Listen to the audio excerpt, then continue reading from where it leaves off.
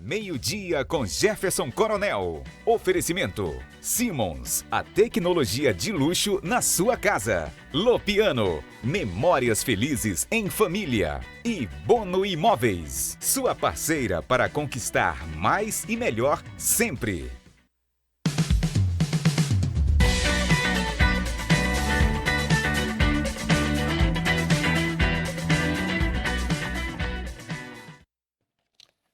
Boa tarde, estamos abrindo nesta quinta-feira, dia 11 de dezembro de 2025, o nosso meio-dia com Jefferson Coronel. Aí as pessoas às vezes me perguntam por que eu começo o programa assim leve, estamos abrindo, estamos começando. Na hora do almoço, você abrir os canais de TV, os portais, é uma loucura, mas os caras só falam em crime, mas tem cadáver, não sei mais o que, entendeu? Horror. E a gente abre de um outro jeito, abre, às vezes até se exalta um pouquinho depois que abre quando começa a fazer algum comentário, né? Então tem alguns comentários que eu faço aqui que as pessoas me ligam, tu vai ter um ataque do coração, né? Já comecei a levantar a voz, vocês perceberam, né? Então a gente está abrindo o meio-dia com Jefferson Coronel, nessa leveza, nesta quinta-feira, dia de TBT, né? Publiquei lá, Sandro Breval, um TBT meu, a gente vai falar de tecnologia, né?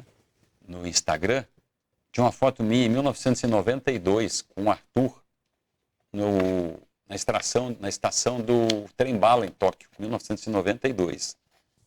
Na estação do trem-bala em Tóquio. Uma época em que muita coisa ainda que você comprava no Japão era produzida no Japão, né? Por exemplo, eu tinha comprado lá um conjunto de roupas, um tênis de uma marca famosa e era produzido no Japão, por isso que eu comprei lá. Né? E depois, logo em seguida, passou a ser produzido em Taiwan, Malásia, sei lá onde, já mudou o local de produção. Né? Bom, a gente está abrindo o programa de hoje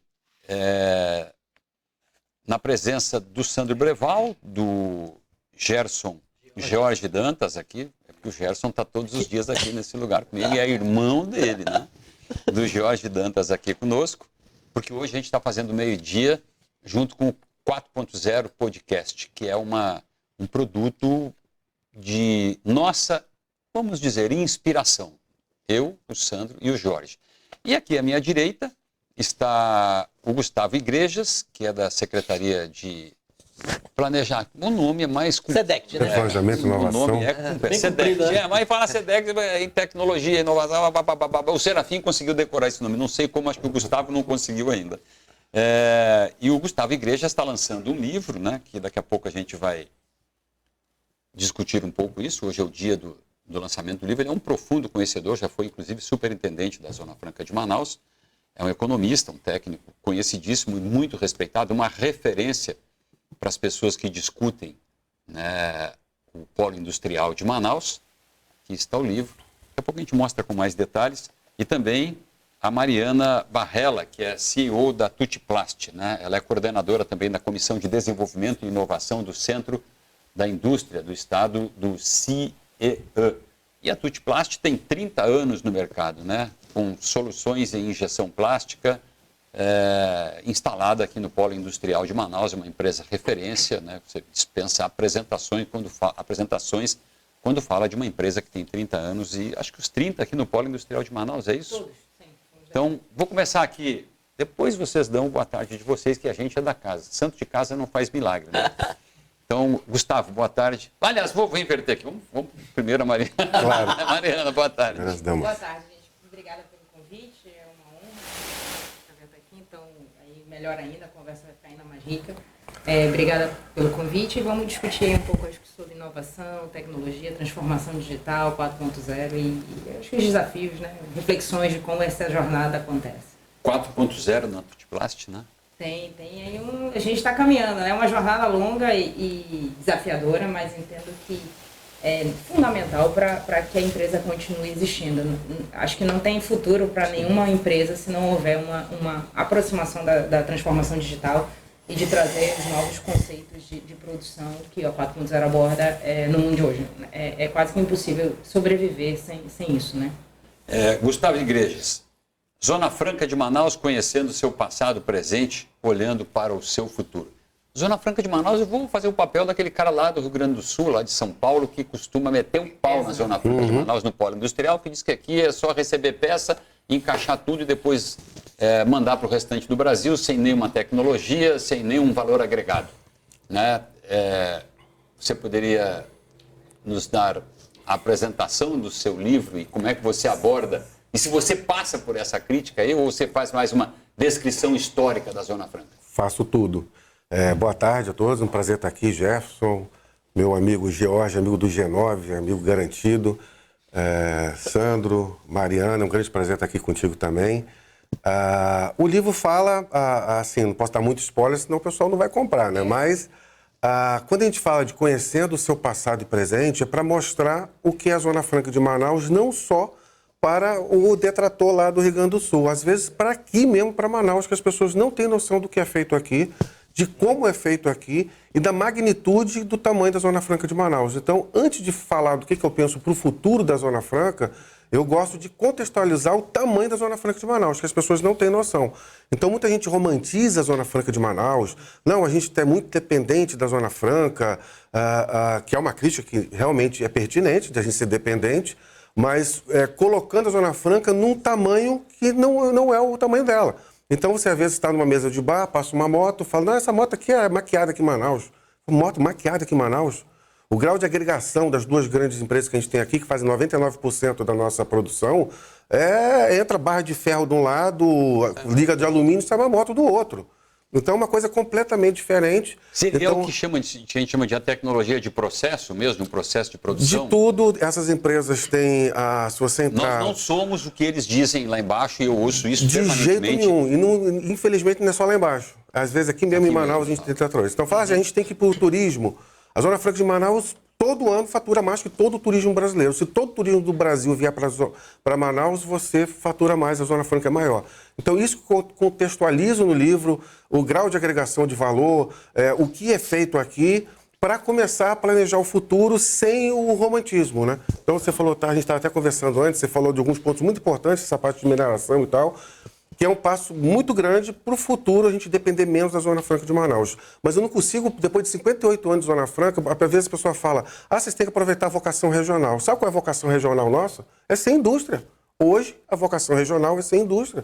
Nós temos 600 indústrias 58 anos de Zona Franca de Manaus, agregação de valor, absorção de tecnologia, tem os seus defeitos, que não são exclusivos da Zona Franca, como infraestrutura e falta de você ter desenvolvimento local de produtos, tá? Mas hoje é o que nós temos. Eu tenho um gigante aqui que demanda serviço, que demanda insumos, demanda componentes, e eu tenho que agregar, já fazendo o spoiler do final, do futuro, a biodiversidade para a indústria. Aí que eu consigo enxergar um futuro onde eu dependa, o meu diferencial vai ser a utilização dessa biodiversidade e eu consiga, aos poucos, ir desmamando dos incentivos fiscais. Jorge Dantas, Sandro Breval. Começo por quem? Depois eu quero ver a Mariana, já levando isso para o campo da Tutplast, né?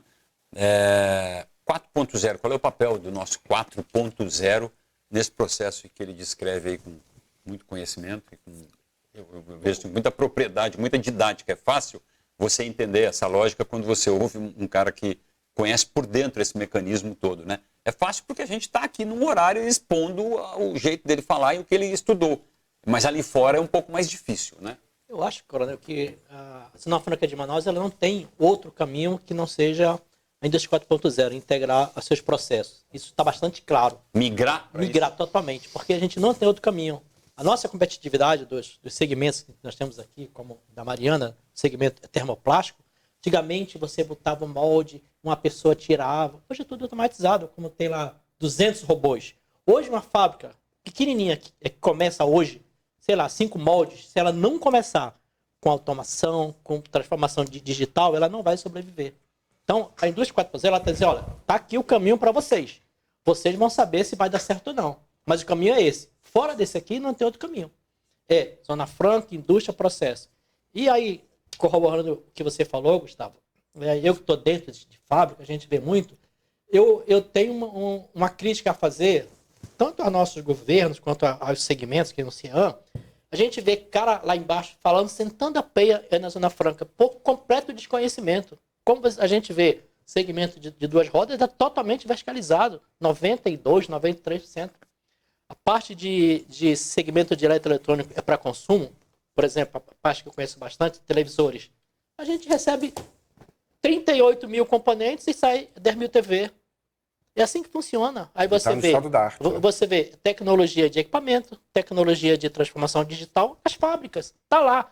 Aí esses caras, que nem um dia desse, o Habib, falando da Zona Franca, tá um completo desconhecimento. E a gente não consegue se colocar para fronteira. Isso que ele está falando é bobagem. Nada disso é verdade. Olha, eu vi Sandro, um pronunciamento, foi no ano passado, eu acho, do governador do Rio Grande do Sul, Eduardo Leite mesmo, reclamando dos incentivos fiscais, num sentido assim de que dão muito dinheiro, nesse sentido é que eles falam, dão muito dinheiro para a Zona Franca de Manaus e não vem o dinheiro para a recuperação do Rio Grande do Sul das enchentes, que é aquilo que o governo federal tinha prometido.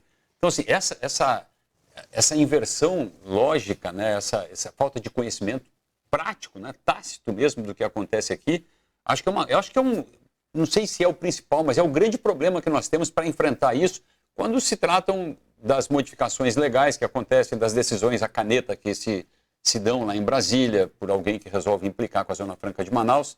Sandro Breval. Tá bem, um prazer estar aqui com vocês, um prazer ver o Gustavo e a Mariana, presença aqui importante do polo industrial. Acho que são 3 visões aí bem diferentes, na meu ver. A primeira visão é a seguinte, como o Gustavo até falava aqui, ó, né, e a Mariana, olha, temos um modelo, é o que nós temos essa vocação industrial, ainda que seja um viés só de processo, né, ou seja, a gente não tem ainda a engenharia de produto totalmente aqui, né, e isso é um desafio. Alguns segmentos nós temos, outros não, mas ok, não é nenhum. A segunda questão é a seguinte, teve um estudo, não sei se tu lembra, de uma pesquisadora da Malásia chamada Norlela Arifin e o Paulo Figueiredo, há muitos anos atrás, tá? Mas faz bastante tempo. Eu estou puxando isso porque eles falaram um negócio interessante. O nosso polo industrial tem um lance chamado capability, que é maior do que, ou seja, o capability de uma coreana aqui é até maior do que a própria matriz. Por que isso? Eu estava pensando um dia desse, porque estava pesquisando sobre essa questão da indústria 4.0, e eu cheguei numa seguinte questão. É porque, de uma certa forma, a gente está sendo empurrado, né? Chega um monte de coisa para a gente fazer, e de um momento para lá a gente só puxa, né? São sistemas de produção diferentes. E a gente está no meio. E a gente faz com muita eficiência isso aqui. Então, tem muito a ver nessa mudança, né? Dessa empurrada para puxada e tal. E a terceira coisa realmente é o aspecto tecnológico, não só tecnológico, de gestão, processo, tecnologia, que é a indústria 4.0, que traz por si só uma possibilidade dessa melhoria aí, dessa relação do excedente do consumidor, como falam os economistas, né, de melhorar o custo fixo unitário e ampliar eu diria que essa margem. E aí sim a gente vai ter, digamos, uma amplitude muito maior, talvez, em relação a exportar a nossa engenharia de processo. Entende? A gente não está ainda, a meu ver, sabe, Gustavo? Nós não estamos ainda oferecendo serviços industriais de alto valor agregado. Eu estou falando nós como prestadores de serviços, né? Eu digo isso porque eu atuo em outros estados. Então, o serviço industrial de alto valor agregado, eu acho que é um outro porvir, não sei se você está citando no teu livro, né? Uhum. Mas é uma que nós chamamos de servitização, de prestar serviço. Nós falamos até com o próprio Bosco aqui, né, Jefferson, sobre isso. É um caminho interessante. E um outro ponto é que, apesar de nós aumentamos o nível de automação do polo industrial, né? E mesmo assim, era 122 mil database 24, e hoje nós estamos com 135 mil database 25. Ou seja, a automação ela não desemprega na medida que, pelo contrário. Claro que não. Né? Então, esses são os cenários que a gente tem para colocar na mesa. Mariana Barrella, da Tutplast. Eu vou pegar você, começar com você pela Tutplast mesmo, né? Como é que a Tutplast se insere nesse contexto que todo mundo discutiu? Fizemos um resumo, acho, aqui das circunstâncias e da interpretação do que é o polo industrial de Manaus.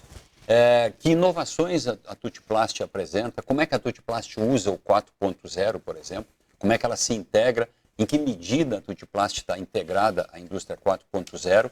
E, obviamente, no que ela contribui para que a gente consiga combater essa visão distorcida que muita gente ainda tem sobre o polo industrial de Manaus.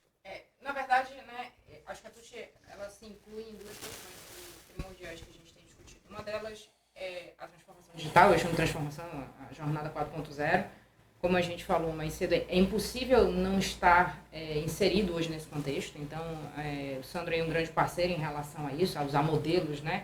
E a criar metodologias para que cada empresa comece a desenvolver a sua jornada. A gente já começou a jornada há uns 4 anos aí. E isso nos torna tão competitivos quanto outras empresas que não estão no PIN, né? Na verdade, acho que a transformação digital ela traz vamos dizer, essa segurança que você continuará sendo produtivo, porque hoje as margens estão cada vez mais difíceis, né? Os produtos, a competição é enorme. Então, você precisa ser muito produtivo e diminuir o seu custo de produção a todo custo. E não há como fazer isso sem tecnologia. Definitivamente não há. E a segunda coisa é a bioeconomia, né? Então, a gente, lá atrás, resolveu também fazer abrir uma frente, na verdade, de conexão de insumos, né? De utilização de insumos da Amazônia e de questões nossas aqui, que são peculiares e específicas da região, para agregação no plástico. Então, a gente tem 2 projetos importantes. Um é com Curauá, que é uma fibra, e o outro é com o ouriço da castanha também, que os 2 inseridos no plástico dão resultados bastante interessantes e são aí, não digo que únicos, mas são bem inovadores porque o que tange a questão do plástico em si. Porque o plástico ele tem muitos desafios, ele é extremamente criticado, mas não há hoje, ninguém tem uma solução de fato para reduzir o uso do produto fóssil para o não fóssil, né? Todo mundo tem uma série de frentes, mas nenhuma delas está muito avançada ou consistente para que você fale ok. Vocês têm uma inovação, um estudo lá com o Curauá, né? Tem. Na Tutipast, né? Isso. Você dá para você dar um resumo de como é que está isso? Dá, eu lembro que eu fui lá faz uns 2 anos, mais ou menos, e já era um ponto expressivo o que vocês faziam de estudo com o Curauá. Né? Exato. Eu entendo que talvez a vocação do Estado, e aí acho que o Gustavo deve com certeza abordar isso no livro. Você me dá um minutinho, eu vou pedir para chamar um intervalo, porque a gente vai voltar depois, porque a gente está com um probleminha com o som deste lado aqui dos 2 convidados. A gente volta depois do intervalo com a Mariana, sem perder o raciocínio, a gente não esquece aí. A gente volta já já.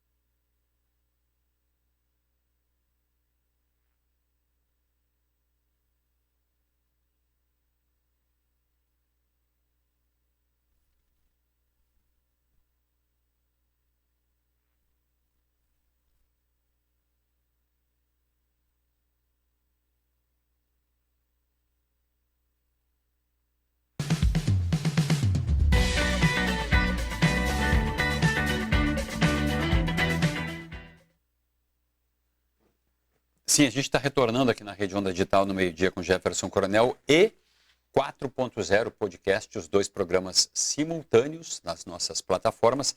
E a palavra antes do intervalo, para a gente corrigir um probleminha que tinha de áudio, não ficou impedido o áudio, deu um probleminha só, com a Mariana Barrella, que estava falando da Tutiplast e do estudo lá que vocês estavam fazendo, que eu acompanhei uma parte algum tempo atrás do curauá. Certo, pois é. O curauá ele é uma planta típica da região, ele é um primo do abacaxi, ele é uma bromelácea que a gente chama. Bromélia, né? Bromélia, exatamente. E aí ele tem uma característica específica, 2 que são fundamentais. Uma delas é que ele é extremamente leve, então quando você pensa em produtos, né, ele tira peso, e isso é um grande, vamos dizer assim, um grande objetivo de todo mundo, fazer que os produtos se tornem mais leves. E a segunda coisa é que ele consegue trazer uma resistência mecânica interessante ao plástico. Então, o plástico quase sempre, quando você fala de produtos, vou dar um exemplo, de ar-condicionado, de moto, etc. Tal, você precisa de resistência mecânica, porque o plástico ele substitui o metal, substitui hoje em muitos produtos. Então, o curauá tem essas 2 características. Além de outras características, na verdade, a gente desconhece, né? Teve um estudo na década de 90, lá no Pará, que era usado curauá na indústria automotiva, que era usado também exatamente nessa questão do peso. Mas tem outras características que podem ser aplicadas a tecido, que podem ser aplicadas a uma série de outras indústrias que a gente está começando a descobrir, a pesquisar. Então, em que momento a gente está? A gente, com a parceria da SEDECT, a gente fez uma pequena plantação lá em Novo Remanso, né? Faz mais ou menos 2 anos, agora que a gente conseguiu colher. E aí a gente está tentando aumentar essa área de plantação para que a gente consiga ter um volume significativo de curauá para poder fazer as aplicações. Mas o que a gente já tem da primeira colheita, a gente já foi para o Senai lá no Rio de Janeiro, já está fazendo os testes e já está colocando, né? Aí, vamos dizer assim, para tentar ver a aplicabilidade, os desafios dessa aplicação, etc. Tal, e já começar a pensar numa ampliação desse processo. Então, e é uma fibra regional, ela está hoje, não digo que esquecida, mas ela realmente perdeu força nos última década, mas é totalmente possível. E ela entra como uma alternativa de recurso para as famílias, para a nossa agricultura local, porque ela pode ter entre safras ali com a mandioca, com o próprio abacaxi, com outras plantações que a gente domina, né, com outros cultivos que são dominados da região. Então, é bastante promissor, porque o que as pessoas precisam do interior, que essa é uma das grandes críticas que eu faço à questão hoje da região nossa, é porque o interior ele não consegue se beneficiar da Zona Franca, de fato, né? A gente tem aí... Isso é uma realidade. Principalmente logística, isso, né? é uma realidade. Você lidar com a produção, qualidade de trazer para cá e aproveitar. A qualidade de vida das pessoas, enfim, o interior, de fato, ele não tem o mesmo impacto positivo que teve na cidade, né? Em questão da Zona Franca. Então, quando a gente fala de bioeconomia, a gente faz uma conexão ideal, na minha opinião, entre o que acontece na cidade, que é a Zona Franca, né? E o que acontece no interior. Isso é fundamental para a gente pensar num desenvolvimento sustentável da nossa região. Fora que a gente está falando de cultivos e de culturas que são típicas, por causa do clima, da nossa região. Isso cria uma barreira de entrada. Quem sabe um pouquinho de estratégia faz com que a gente saia na frente, porque os outros estados, os outros países não terão a mesma solução que nós teremos. Então, eu acredito que o futuro, sim, passa por bioeconomia. Não acho que ele substitui a Zona Franca em nada, mas eu acho que ele pode ser uma alternativa e uma via. Integração, exatamente. E o polo sendo indutor. Esse é o principal ponto. Comentar sobre isso. Porque nós já estamos aqui. Gustavo A Mariana Igrejas, não leu meu livro, bioeconomia... mas já está falando Olha aí, a ó. conclusão dele. Perfeito. Já deu spoiler. Eu queria que você viesse para isso. Bioeconomia, bionegócios no polo industrial de Manaus. Se você olhar a expectativa que existe hoje, é muito grande. Aliás, quando o CBA estava naquele processo de legalização, de personalidade jurídica... 20 anos. Depois, a impressão que a gente tem aqui, eu particularmente, eu diria, é que não explodiu como deveria explodir. Eu não sei o que houve lá, entendeu? Mas não explodiu o CBA. Explodiu que eu digo, a hora que resolvesse o CBA, a expectativa era de 20 anos de luta, 10 anos, sei lá, 15 anos de luta para dar a personalidade. Na hora que conseguiram, o CBA está lá, na minha opinião, escondidinho. No mesmo lugar que estava 20 anos atrás. Eu não sei, né? Talvez não no mesmo lugar, mas na minha visão não virou. Aliás, o governador Helder Barbalho está se aproveitando de um momento com a COP, que teve seus problemas, evidentemente, mas ele está tirando um proveito para transformar Belém, a ideia dele está visível nos discursos dele, Belém é a capital dos bionegócios da Amazônia.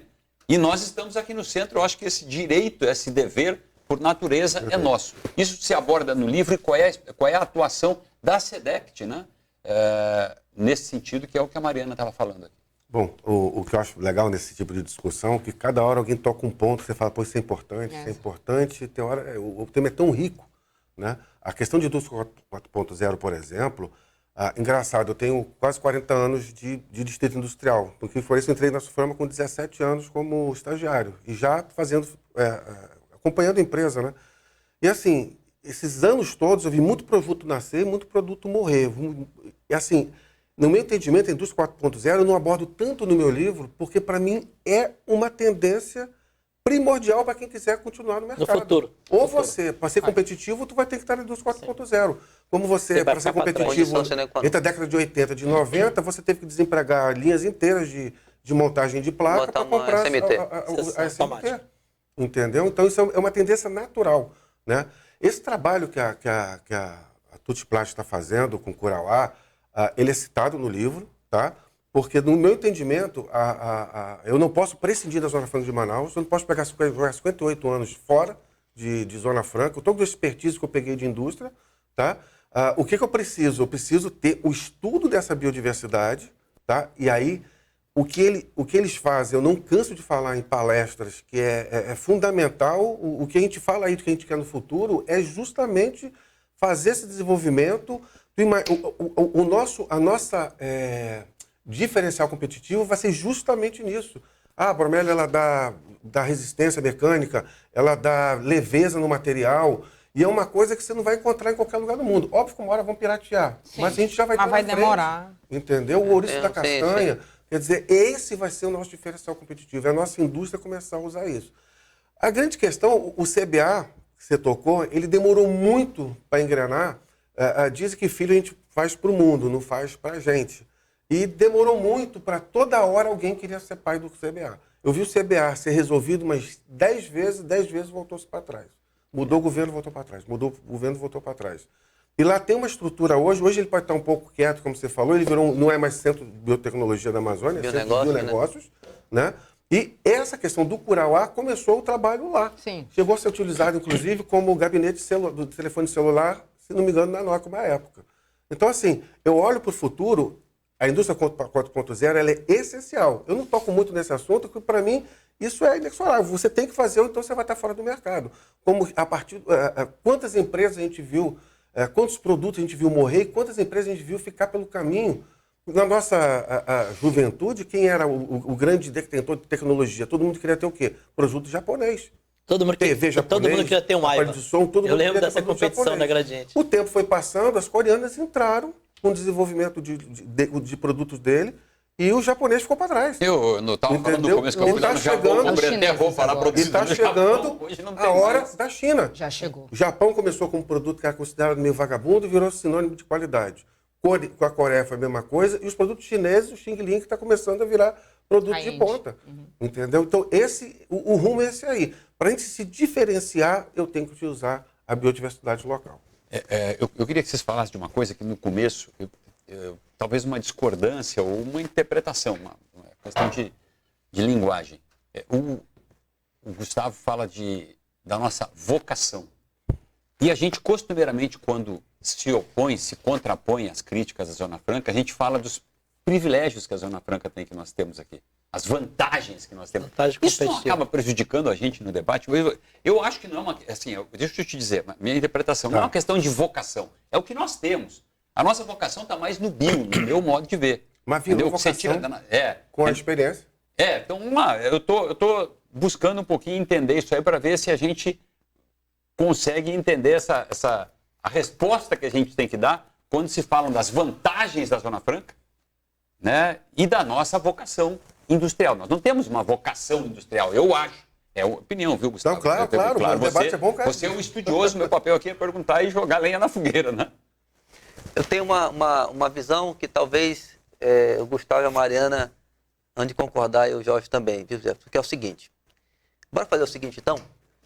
Vamos abrir um concorrente em outro estado. Não vou falar o estado, qualquer estado. Vamos abrir um concorrente lá do setor eletroeletrônico lá, tá bem? Ok. Em quanto tempo... Nas mesmas condições, nas mesmas Eu vou pegar uma mesmo fábrica produto, aqui, mesmo produto, vou abrir em outra região, estou abrindo do zero, tá certo? mesmo produto. Mesmo produto.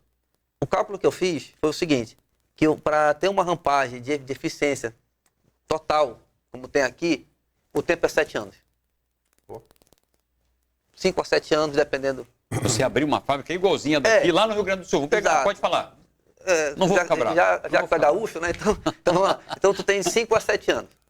Esse cálculo tem que considerar várias coisas, né? Inclusive maturidade e tal, mas... Então, assim... vamos lá. É vocação porque, olha, a gente... Se tem 5 anos, daqui a 5 anos a gente tem um que nós chamamos de... do Grand Canyon, né? Exemplo, nós temos o Grand Canyon. Ah, tá aqui, então ok, abrir lá. 5 anos depois nós vamos ter o nosso novo Grand Canyon. Então, essa vocação que ele fala de 58 anos, a expertise, o capability, etc., a gente não pode deixar no bolso, né? Então, ok, pode abrir lá. Eu digo, mas a gente tem uma rampagem diferente hoje, muito diferente. Você tem uma ideia? Pode pegar. Você é da fábrica, sabe. A gente acompanha isso. Hoje tu lança um novo produto, quantos dias por um tryout, não sei o que, etc. Aqui, tu vê na média 6 dias, 5 dias, Jorge? Uma semana? 8 dias com funcionário. Uma semana. Tudo. Funcionário novo. Isso. Do zero. Lá 8 embaixo dias. é mais tempo, cara. Entende como é que é? Então a gente tem eu acho que a gente tem ainda um Grand Canyon que é interessante dessa prontidão tecnológica que as pessoas têm aqui, na minha opinião. Jorge, dentro da fábrica. Hoje pegando a esteira do Sandro, né? Um produto novo. Com sensores, esteira com sensores, tá? Com pessoas novas, a gente rampa em 7 dias, 8 dias. Tá, o que é rampa? Eu estou falando aqui É a gente começar um produto do zero bonitinho, sei lá, para fazer 1.000 por dia. No 8º dia eu estou fazendo 1.000 por dia e estou em velocidade de cruzeiro. Então isso é uma característica que você só vai encontrar aqui, para o nosso segmento aqui. Isso vale para Honda, vale lá para termoplástico, vale para todos os segmentos.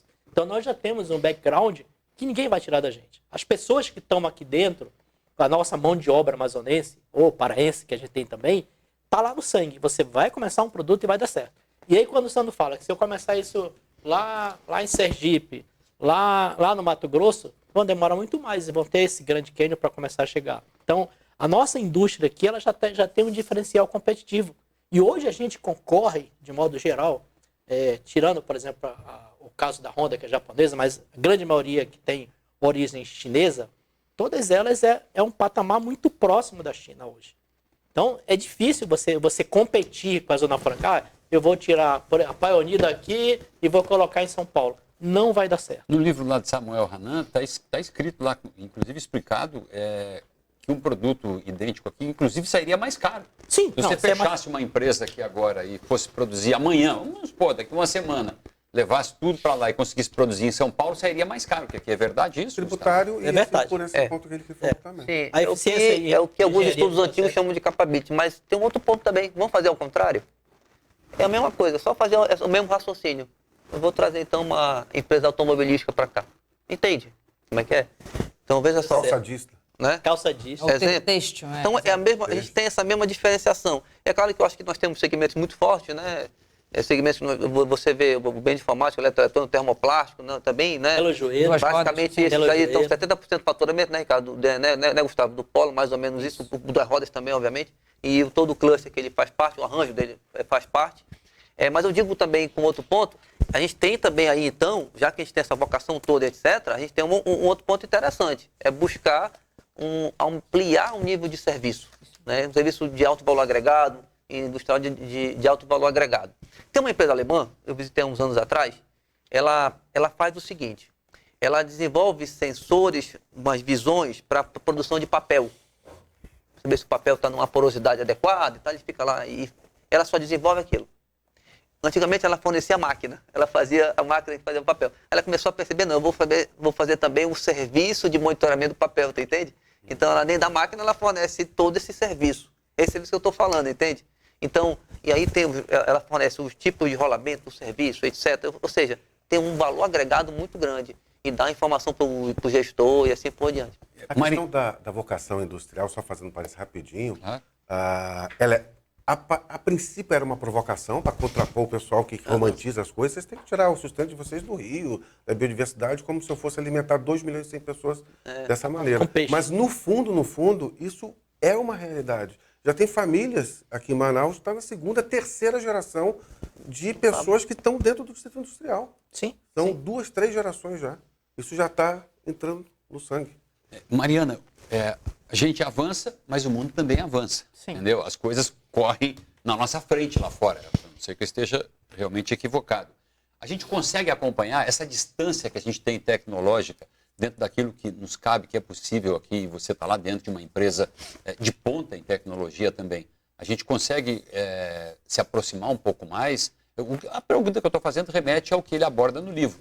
O futuro do polo industrial de Manaus. O futuro que eu digo não é mais daqui a 30 anos. O futuro que eu digo é daqui a 5 anos, provavelmente. Não, eu acredito que sim. Na verdade, eu me impressiono todas as vezes que eu vou em uma série de empresas aqui no polo. É impressionante de ver o nível de tecnologia embarcada, de máquina, equipamento, mesmo mão de obra, nas nossas empresas. Eu falo de A a Z, eu falo desde o filme até a motocicleta montada, a TV, não importa. Então, eu acho que a gente subestima, para começar, o que está instalado. A gente se vende muito mal, todo mundo sempre fala disso, a gente fala muito mal. A gente não fala e fala... e deixam que falem mal da gente. Esse é um grande desafio. Acho que todo mundo aqui concorda e sabe que a gente tem um trabalho a fazer. Mas, assim, o que há de tecnologia embarcada não perde para nenhum lugar. Claro, a China, né, deu um grande salto com a questão da eletrificação, com a questão das dark factories. A gente tem visto bastante esse movimento. Mas eu acho que a gente rapidamente, com esse avanço da 4.0, rapidamente a gente também vai embarcar nisso. Já tem uma série de empresas que já falam de MES, mas é o que há de mais sofisticado, provavelmente, no controle de produção, na informação. Muitas empresas estão criando o seu data lake, elas já estão trabalhando tanto na parte de hardware, vamos dizer, na parte ali de infraestrutura, quanto na parte de software. De informação. De informação. Então, eu acho que o polo hoje... ele é extremamente eficiente, né? A gente gera mais empregos, você vê. Os institutos mesmo que a gente vê por aí aqui instalados são, na minha opinião, são bem robustos. A Paulo Feitosa, a Conectos, a gente pode citar aqui vários. Então, a gente está bastante bem servido de tecnologia, tá? Eu acho que nós estamos conseguindo se manter, ok, tem os benefícios, mas também tem muita... competência nossa, da nossa mão de obra, do investimento do empresariado como um todo, porque senão não seria possível, gente. Só o incentivo não mantém isso, né? Precisa ter os outros componentes que passam por qualificação. Eu vou te falar, a gente tem empresas hoje no Nordeste e no Sudeste. Não é tão simples assim, quanto todo mundo pensa que é. O nosso grau, tanto que nós somos a matriz e nós fornecemos... daqui para lá. Então, é um pouco a síndrome do vira-lata que, na minha opinião, assombra o amazonense sempre. Mas eu acho que a gente deve repensar isso. Os conceitos não são assim. Automatização, quando se falava nisso lá em nos anos 80, né, que aquelas greves, aquele negócio todo, o mundo vinha abaixo quando falava em substituir 3 pessoas por uma maquineta lá que parafusasse. Eu estou falando aqui aleatoriamente, né? A gente venceu esse desafio das pessoas terem uma desconfiança com a questão da 4.0, por exemplo, que é a ponta disso aí, isso desempregar pessoas, isso gerar menos vagas dentro das empresas? Um dia desse eu estava pesquisando e vi uma notícia de um jornal antigo americano de uma greve de professores. Geral nos Estados Unidos, isso é importante, né? Por quê? Porque tinham inventado a calculadora. Greve, então eu estava lá. Né? Então, assim, eu acho que ele perdeu, sabe por quê, Jefferson? Porque, por conta do que eles falaram. O nosso pessoal aqui, aumentou o que nós chamamos de prontidão tecnológica. Tu tens alguma barreira, obstáculo, resistência a uma mudança organizacional, cultural, nesse caso tecnológico? Nosso povo não, topo tudo. Pode vir. O que falta talvez uma melhoria na parte mais de alguns skills, né? Ou de hard skill mesmo e tal, mas enfim. Ou seja, a prontidão aumentou por conta dessa curva que tu falaste, Gustavo, também, né? Então, a prontidão vem aumentado. Então, a gente não faz greve quando entra um robô na linha, sabe? Entendeu como é que é? Então, e aliás, esse é um ponto bem interessante. E a gente precisa olhar, aumentou a automação e aumentou o número de empregos proporcionalmente vis-à-vis ano a ano, né? Então tem que olhar bem esse ponto. Você falou da calculadora, eu lembrei daquele professor que viralizou na internet, né? Porque os alunos não sabiam aplicar o teorema de Pitágoras. Aí ele enlouquece. Ele diz, pelo amor de Deus, tem que ser muito burro para não aplicar. O cara inventou isso há 300 anos atrás. O cara descobriu, o cara fez o teorema de Pitágoras. Vocês não conseguem aplicar uma fórmula agora, né? Jorge? Agora, Coronel, eu acho que a realidade ela se impõe, né? Aqui no nosso polo industrial, né? A gente já está falando há 5, 6 anos de indústria 4.0. Muitas iniciativas já estão rodando nas fábricas, a própria Mariana falou, né? E mesmo assim, a realidade se impõe. A gente continua, o polo industrial cada vez mais empregando mais, e cada vez que ele emprega mais, o cluster aqui do lado, que não aparece, também vai crescendo, né? E aí, eu queria fazer uma provocação para a Mariana, né? Há tempos atrás, um exemplo que a gente tinha, uma tampa traseira de um TV. Sei lá, era 600 gramas quase, por aí assim, uma TV de tela grande. Acho que mais. Né? Mais de 1 A quilo, tampa né? traseira, né? E hoje, a tampa traseira de uma TV é do tamanho desse livro. Quando tem. Como que vocês Como se assim desafiam? a tampa traseira do tamanho desse livro? Antigamente, você tinha uma tampa traseira que cobria todo o tamanho do display. Todo. Tu tá falando já da tela fina. A tela fina, né? tá. Cobria tudo. Pensei que E ia comparar agora, com o cinescope. E agora, plástico vai isso aqui, uma tampa aqui. Ah, o plástico. equivalente é isso? Aí, equivalente a isso. O resto Aí eu queria chassi. saber como é que a empresa sobreviveu a esse desafio. Porque imagina que processava, sei lá, 2 toneladas de material plástico e hoje vai processar Diversificou, 500 quilos, por exemplo. Então, como que a indústria plástica sobreviveu a isso? E aí eu acho isso, a resposta está no modelo Zona Franca. Porque como o plástico ele é uma indústria componentista, ele tem um meio de transformação, não só ele, como o papel, como o cabo, Placa, uma série de empresas, de clusters que estão aqui, que conseguem servir a uma série de segmentos de bem final. É muito engraçado, porque quando a gente olha o nosso faturamento há 10 anos atrás, a maioria das 5 maiores empresas já fecharam. E toda vez isso acontece. A cada mais ou menos 10 anos... Como é que você falou? As 5 maiores empresas? Empresas que eram o meu faturamento não estão mais aqui. Eu fazia receptor de Satibras, lembra? Isso era o meu maior cliente há 10 anos atrás. Hoje ninguém tem mais antena parabólica porque está tudo inserido, né? Na outra tecnologia. Então, a tecnologia ela vai migrando, né? Um dos meus maiores clientes é a maquininha de cartão de crédito, um dos meus maiores segmentos.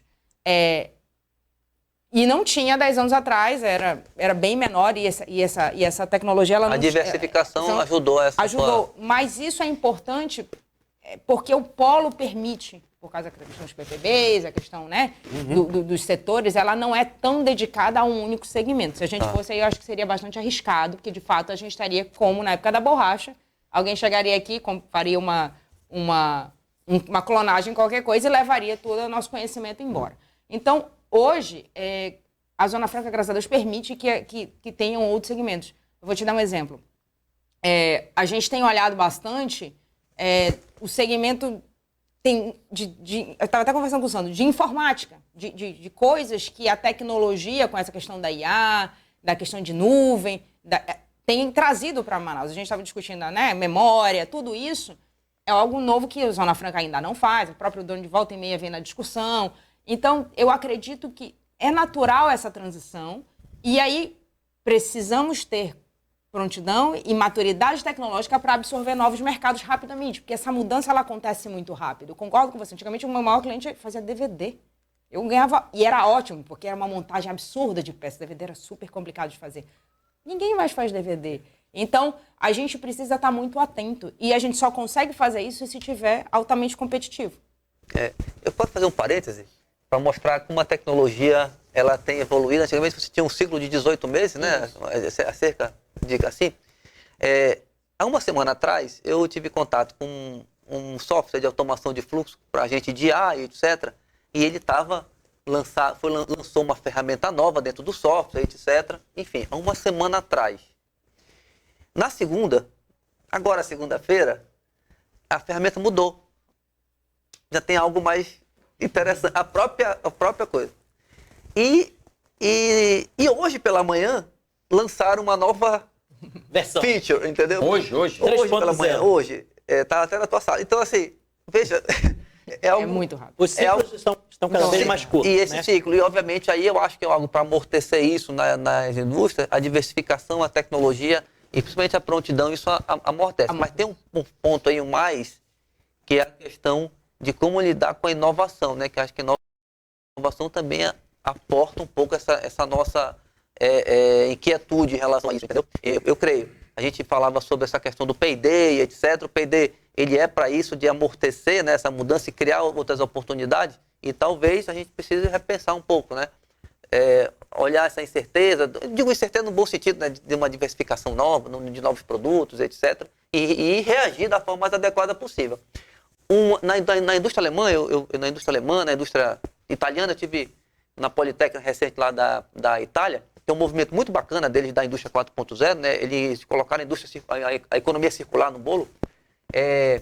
Eles falam muito, né, no ponto que é a seguinte: olha, essa tecnologia que eu vou utilizar, como é que ela impacta, de que forma ela traz assim, Resultado. amplia o bolo, entende? Então, então se não ampliar o bolo para todo mundo, esquece, não é uma boa política, vamos avançar, e assim vai. Então, você vê hoje os italianos voltando à tona com algumas coisas, né, que antes não tinha, tinham deixado, e assim por diante. Focar em algumas questões, né? Então, eu acho que é um movimento que nós estamos passando, Jefferson, e que eu acho que ainda tem um bom caminho, um caminho próspero pela frente, viu? Na minha opinião. Eu vou pedir um intervalo já, e depois você pode comentar. Eu vou pedir um intervalo e a gente volta já aqui pela Rede Onda Digital com a Mariana Barrella, com o Gustavo Igrejas, Sandro Breval e George Dantas. Não é o Gerson, é o George Dantas. A gente volta Já é o clone dele. depois do intervalo aqui no meio-dia.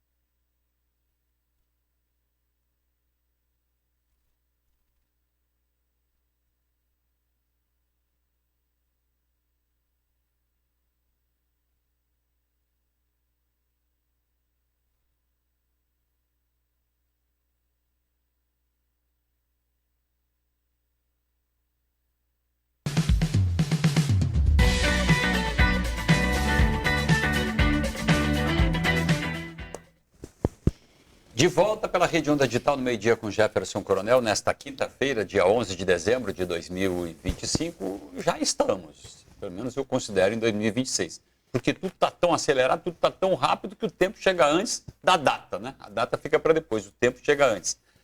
A gente está discutindo aqui Indústria 4.0, está discutindo os processos dentro e fora das empresas, as expectativas, os desafios da Zona Franca de Manaus de ter uma empresa aqui. Estamos na presença da Mariana Barrella, da Tutiplast, e do Gustavo Igrejas, que é da SEDECT, já foi superintendente da Suframa, está lançando este livro aqui, Zona Franca de Manaus, conhecendo seu passado, presente e olhando para o futuro, está lançando hoje. Onde é, Gustavo, mesmo? Lá no Senai, da Bola da Suframa, no auditório lá, às 17 horas. 17 horas. Isso. E a gente está discutindo aqui as críticas. No começo a gente falou sobre as barreiras que a Zona Franca de Manaus enfrenta por a falta de conhecimento. Mas tem uma coisa que é um valor que se agrega aos produtos daqui, que se agrega a esse modelo, que a gente não falou disso, exceto quando falou de bioeconomia, que eu acho que é a nossa grande vocação aqui, só que vai demandar um certo de tempo, né? Que é a questão ambiental mesmo. Entendeu? Eu sempre digo que a maior ONG ambiental do planeta chama-se Superintendência da Zona Franca de Manaus. Não existe uma ONG que proteja tanto o meio ambiente no mundo, se dá esse valor todo à Amazônia, do que quanto a superintendência, quanto a Suframa. E eu acho que esse é um valor quase que intangível, né, Gustavo? Você não tem como dimensionar ele. Agora, é usado como moeda de troca quando o Brasil se envolve em alguma discussão mundial sobre meio ambiente. Quando vai lá para fora... Aí Amazônia. E aí, quem protege efetivamente e de fato, isso aqui, né, quem permite que a gente tenha lá os seus 97%, 95% de floresta, cobertura original nativa preservados, é esse polo industrial de Manaus. Isso também está abordado no seu livro? Essas fábricas. Tá. Tem uma parte que eu falo do que eu vi da Zona Franca de Manaus dos meus 58 anos. Meus 58 anos não, meus 38 anos, dos 58 anos da Zona Franca e meus 38 anos. Uma delas é a questão da preservação de floresta. Eu acho engraçado, eu gosto muito desse tema. Esse tema é interessante porque, primeiro, ele foi fruto de um estudo do professor José Alberto e do pessoal da UFAM, que eu sempre esqueço o nome dele, do Piatã. O Alexandre. O Alexandre Ribas. E teve uma faculdade da Bélgica, uma faculdade também dos Estados Unidos. E eles fizeram, por modelos econométricos, provaram que cerca de 85% desses... Nós temos 97% da nossa cobertura vegetal preservada e que 85% dessa preservação se deve ao polo industrial de Manaus. E aí é um discurso que nós usamos. Eu estou rindo porque eu vou contar uma coisa para vocês já. E é um discurso que a gente usa para nos proteger. A nossa indústria não tem chaminé. Você entra no distrito inteiro, ela não tem chaminé, ela não é poluente. O IPAM só vai dar a licença dele se você não poluir. Ontem eu fui na fábrica da Poliamazon, que é do Nelson Azevedo, que é uma fábrica pequena e tem uma bela demonstração de tratamento. Quer dizer que são coisas obrigatórias. A gente preserva, não deixa desmatar, não polui. E mesmo assim, recentemente, teve um estudioso local que fez uma tese de mestrado para provar que não tem nada a ver a preservação. Quer dizer, sabe quanto que eu gastaria? Sabe quanto que eu gastaria? Com todo respeito ao respeito ao professor, ao amazonólogo, que ele se intitula, com todo respeito, eu jamais despendiria meu tempo para atacar algo que é sustento dele, que é meu sustento, que é sustento de todos nós aqui. Tá, a gente pode questionar, a gente pode debater, a gente pode tentar evoluir. Eu ainda não li a tese, mas eu lia do Zé Alberto, e do professor Zé Alberto. E eu acho que não é por ser patriota, por ser clubista, sei lá como é que a gente diria. Porque eu estou aqui, eu sou carioca radicado aqui há 40 anos, eu vou fechar o olho para tudo estar errado. Não, mas que a preservação é óbvia. É óbvia. É só tu olhar os estados do lado, olha o desmatamento e olha o nosso. Quando eu levanto esse aspecto, esse assunto, não é na intenção de ser aquele cão de guarda, né? Aquele cão irracional que morde qualquer coisa que se aproxima. A gente tem questionamentos à Zona Franca de Manaus, a gente tem questionamentos ao Polo Industrial de Manaus, tem questionamentos que nós mesmos fizemos ao longo da história sobre esse modelo. A gente tem problemas, inclusive ambientais, que foram criados. No interior, por exemplo, esvaziou o interior, e aqui em Manaus, nos igarapés, Inchou, né? Essa população que veio para cá acabou poluindo todos os igarapés da cidade, por exemplo, entendeu? Mas isso aí, se colocado na balança sobre os benefícios trazidos pela Zona Franca de Manaus, não tenha dúvida que você deve essa preservação dos 85% dos 97% totais que são preservados, se deve ao polo industrial de Manaus. Você disse uma coisa que é a frase que eu uso muito. Nós temos aqui quase 600 indústrias, não tem um chaminé sequer. Não tem um chaminé, não tem nenhuma delas jogando fumaça para cima. Né? Então, isso é um valor que eu nem resíduo para baixo. Exatamente, é um valor que se agrega ao país, né? Porque a preservação da Amazônia é moeda de troca política internacional para o governo brasileiro. Isso desde Fernando Henrique Cardoso, quando demarcou aquelas terras lá em Roraima.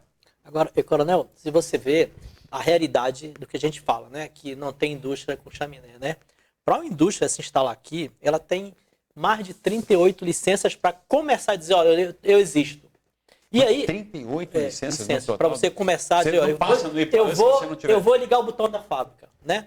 E depois disso, as certificações que essa indústria faz, tá lá. Vai ter a disposição de resíduo sólido, como é que entra, como é que sai, como é que é a disposição. Então, é uma falácia. Envolve esgotamento sanitário, envolve água que é consumida, energia elétrica. Tipo assim, ó. Tipo assim, eu não uso papelão. O que é que eu vou fazer? Eu vou lá para reciclagem. Tá aqui o laudo. O EPS que eu não uso. Vai para incineração, tá aqui o laudo. Você tem que se cercar de todas as evidências que você não polui.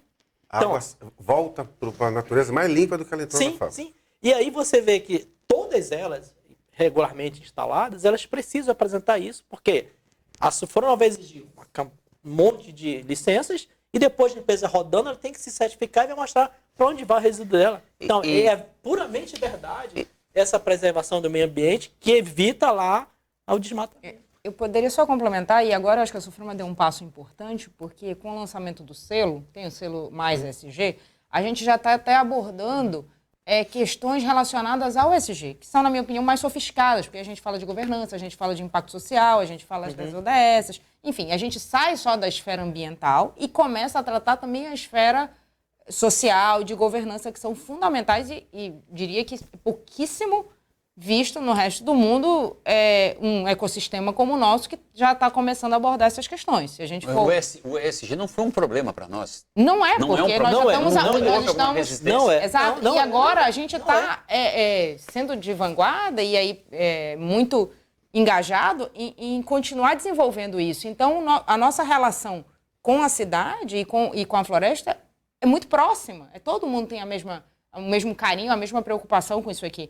Então, é muito fácil criticar, mas sem estar dentro do modelo e entender quais são exatamente os impactos desse modelo para tudo, entende?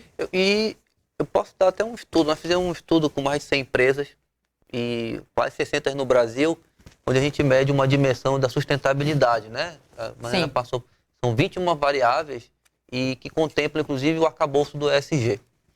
E aí eu posso dizer aqui com muita tranquilidade que nós temos um impacto muito positivo aqui nessa dimensão, principalmente a parte de emissões, né? Emissão de água, resíduos, né? Terra, enfim, resíduos de modo geral, enfim, mas também a parte da governança, da cidadania, do aspecto relacionado com a relação da cadeia, enfim. Então, a gente tem uma posição, não sei se é por conta da questão legal, das exigências, eu não sei, mas eu sei que a gente tem uma posição interessante em relação a isso. Ela acaba te empurrando para certificações voluntárias. Sim. Você vai entrar, não tem jeito. Mas eu acho importante isso, porque a gente não conseguiu ainda transformar esse dinheiro, né, Mariana? O quanto que o ESG te representa, né?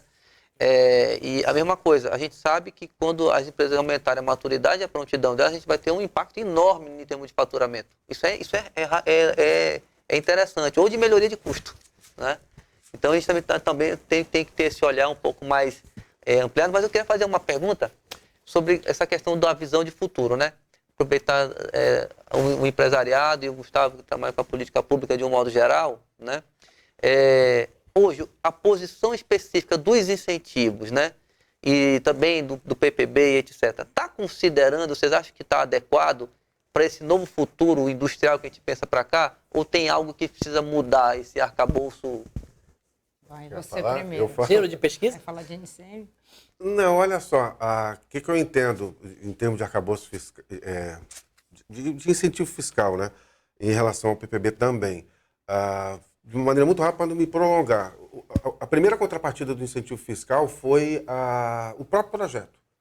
Foi de 67 até 1975. De 75 a 91 foi o índice de nacionalização. Veio a abertura econômica, acabou com a Zona Franca, Sim. acabasse, continuasse o modelo de internacionalização. Então a primeira fase foram 8 anos, a segunda fase foram 16 anos. O PPB existe desde 1991. Então o PPB existe há 35 anos, há 34. 34 Tem anos. 4, né? Então, qual é o meu entendimento? O PPB ele é um herói e um vilão ao mesmo tempo. O PPB ele é responsável por toda a agregação de valor que eu tenho hoje, de indução de agregação de valor, e ele é vilão, porque ele é... Também limita, né? Primeiro, ele é muito engessado. Então, quando a tecnologia vai avançando muito rápido, eu tenho que operar o PPB o tempo inteiro. E a velocidade que o governo dá, infelizmente, não é o que o mundo do negócio pede. Tá? E ele é utilizado, às vezes, para virar uma lista negativa do Polo Industrial de Manaus. Então, eu não quero que o produto seja fabricado lá. Né? Então, a portaria 667 de 94, por exemplo, a bicicleta sem marcha. Fizeram uma portaria com 2 itens que não eram regulamentados, porque não era para fazer aqui em Manaus. E isso existe até hoje de uma maneira disfarçada, entendeu? Eu não quero que seja feito calçado em Manaus, eu pego e não dou o PPB ou faço um PPB impossível de ser cumprido. Impossível de ser atendido, né? Então, é fundamental o PPB a gente Evoluir. ter uma evolução dele como principal contrapartida daqui para frente. Eu vou pedir licença para vocês para ler um texto aqui, que é o prefácio do Serafim Corrêa ao livro do Gustavo Igrejas. Vou ler 2 textos aqui, porque eu só tenho 1 minuto. Poucas vezes temos a oportunidade de encontrar uma obra que consegue, de forma clara, didática e, ao mesmo tempo, apaixonada, contar a história de um modelo de desenvolvimento tão singular quanto a Zona Franca de Manaus. Este livro, escrito por Gustavo Igrejas, que está aqui à minha direita, servidor de carreira da SUFRAMA, profundo conhecedor da política industrial da Amazônia e, sobretudo, defensor incansável de suas potencialidades, é uma dessas raras obras. A Zona Franca de Manaus não é apenas um projeto econômico, é, acima de tudo, uma solução política e estratégica para a ocupação racional e produtiva da Amazônia. Isso aqui está no começo do prefácio dele. E aqui no final, o Serafim, ex-prefeito de Manaus, ex-deputado estadual, ex-vereador, atual secretário da SEDECT, ele diz o seguinte: a leitura desta obra não é só um convite ao conhecimento, mas também à reflexão. Gustavo nos conduz por uma jornada que resgata as origens do modelo, detalha seu funcionamento, apresenta seus números, seus marcos legais e, principalmente, convida o leitor a pensar no futuro. Um futuro que não pode prescindir da Zona Franca, mas que precisa aprimorá-la, sem abrir mão de suas conquistas, para dialogar com as grandes agendas do século XXI. Sustentabilidade, inovação, bioeconomia e valorização dos ativos ambientais. Tudo o que nós falamos nesta hora, aqui no meio-dia, com a Mariana Barrella, com o Gustavo Igrejas, Sandro Breval e Jorge Dantas. Eu queria dar as despedidas do nosso programa a Mariana Barrella hoje. Bom, primeiro, mais uma vez, obrigada pelo convite. Eu acho que o debate ele sempre é muito agregador, principalmente para a formação de opinião das pessoas, né? A gente precisa sempre ter essa discussão polarizada, com várias visões, né? Da academia, de quem está na indústria, dos apoios, né, institucionais que a gente tem das entidades, do governo. Então, a gente só vai conseguir um futuro melhor para todos nós quando a gente ampliar esse debate e conseguir defender e mostrar todos os benefícios daquilo que acontece aqui. Então, sempre serei essa pessoa para que a gente debata e esclareça cada vez mais o que se faz aqui. Mariana Barrella, CEO da Tutplast. Gustavo Igrejas, então vamos lá, só para refrisar aqui. 5 horas da tarde, no auditório do Senai, na Bola da Suframa, Zona Franca de Manaus, conhecendo seu passado e presente, olhando para o futuro. É isso, né? Isso, está todo mundo convidado. Esse trabalho é fruto de uma palestra que eu comecei a fazer em 2017, quando eu terminei meu primeiro livro, e eu sempre quis transformar no livro e eu consegui fazer esse sonho ele não é um tratado, não é uma tese de mestrado, nem nada. De uma maneira realmente muito didática, mostrando o que é o passado e o presente da Zona Franca de Manaus, o que a gente tem que olhar para o futuro. Eu queria que vocês dois se considerassem convidados permanentes do programa do Meio-Dia com Jefferson Coronel e Tá do bom. 4.0 do podcast 4.0. permanentes, que eu digo sempre que vocês puderem, entendeu? Porque acho que ficou dinâmica a conversa aqui. Legal. Acho não, que tenho plena convicção. A gente volta amanhã, neste mesmo horário, aqui pela rede. Sandro e Jorge, vocês deram uma boa tarde. Eu vou dispensar a despedida de vocês, tá? Porque quarta-feira a gente vai estar aqui de novo, certo? Só se vocês não quiserem. Certo. Quarta-feira Para estaremos ganhar aqui. eficiência, boa tarde. A gente volta amanhã no Meio-Dia com Jefferson Coronel. Aliás, amanhã é outro nome do programa. Meio-Dia com Richard Rodrigues, que está ali na minha frente. Até lá. Programa Meio-Dia com Jefferson Coronel. Oferecimento: Simmons, a tecnologia de luxo na sua casa. Lopiano, memórias felizes em família. E Bono Imóveis, sua parceira para conquistar mais e melhor sempre.